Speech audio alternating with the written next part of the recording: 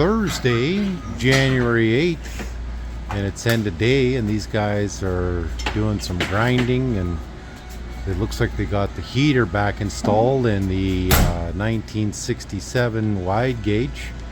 They don't have the door back into place yet here though, but I'm going to take a quick gander. What I see Dad doing is putting the underlayer of underneath the door where they're going to make the frame for reinstalling the door. He's going to have to tack and weld that and then put it into place, but looks like I said, like the heater's back in place here. And our good friend Randy's over. Randy, say hello to the internet. Hello, internet. Hello, internet. And so these guys were working on the steering arm yesterday, and it looks like that's all in place and braced in. Got all the speakers back in there. There was a lot of electronics underneath there. Dad had some concerns about underneath the dash, but it looks like he got everything welded into place there. I still got to put on the steering wheel. That's the last thing we do. But Aidan, give us an update. What did we do here today? We finished installing the power steering. Okay. We redid how they had their heater hooked up, their fans. Okay. Kind of in the way, and we had to repair their hoses. Okay. Top it up. We figured out why their machine wouldn't shut off. Why? Turn the key off. They had two wires hooked up to the same terminal on their starter solenoid. Okay. So we just hooked it up right. Start, no problem. And turns off, no problem. As Aidan was just indicating here, when they first rolled in and rolled off, we couldn't turn off the machine. We actually had to disconnect the batteries in order to get it to shut off. And even that wouldn't do it.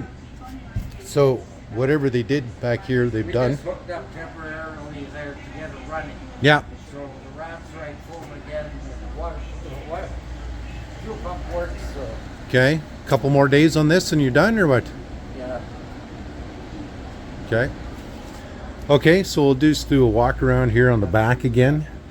I think Dad said he had to do some stuff on the rad, but the rad is really high, he indicated.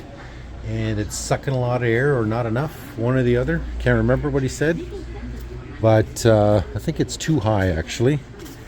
And they got two batteries in there. I don't know if Dad added the second one or not, but we've indicated this in previous videos. He's got it on right now, so I'm not going to shut it off because they're still testing, but you can just turn this light on now so you can see what's going on. Really handy first thing in the morning, in middle of winter, being able to check oil and whatnot.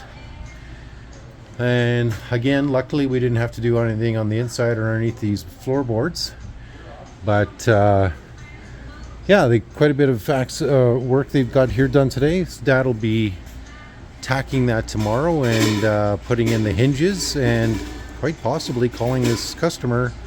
The other thing I know he wants to do is he wants to sand down some of these rough patches and prime and paint it. The customer wants to come back in the summer and get a bunch more work done, but I can't foresee my father actually letting it go out in this condition. All that paint fell off because this thing was installed on there, and I think what Dad is doing with this front catch here is he's going to change it up a little bit so they can get access to the front panel, and so they can do some greasing and whatnot. So I think he's got some cutting, grinding, and welding to do on this, and then they'll be able to get better access to that front panel. But he said he's going to do some priming and painting on that as well. Do we have prime and paint for this? Yeah. Okay. What about light bar? Are you going to reinstall the light bar up top? That goes up top. Okay. There's nothing to that. And Dad's still got to find a windshield wiper for the windshield wiper motor. Came in without a wiper motor.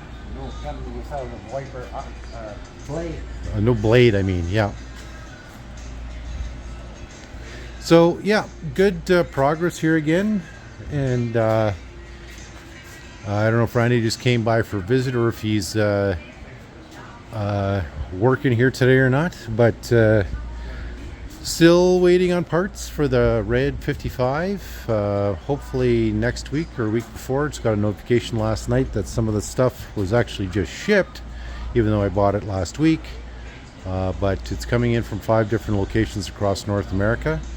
Today is Thursday, tomorrow is Friday. I got to order some other parts for this Bombardier, just so that we have this stuff around, specifically sprockets. And there's a few other bits and pieces around here that I want to make sure that we've got in stock, so that when Dad and Aidan finally do tear off the tracks, we can actually keep on going. And Aidan's still got to cut out that axis patch, but I think he's going to do some varseling on the inside first to get all that old oil and grease and gas and whatnot out of here. But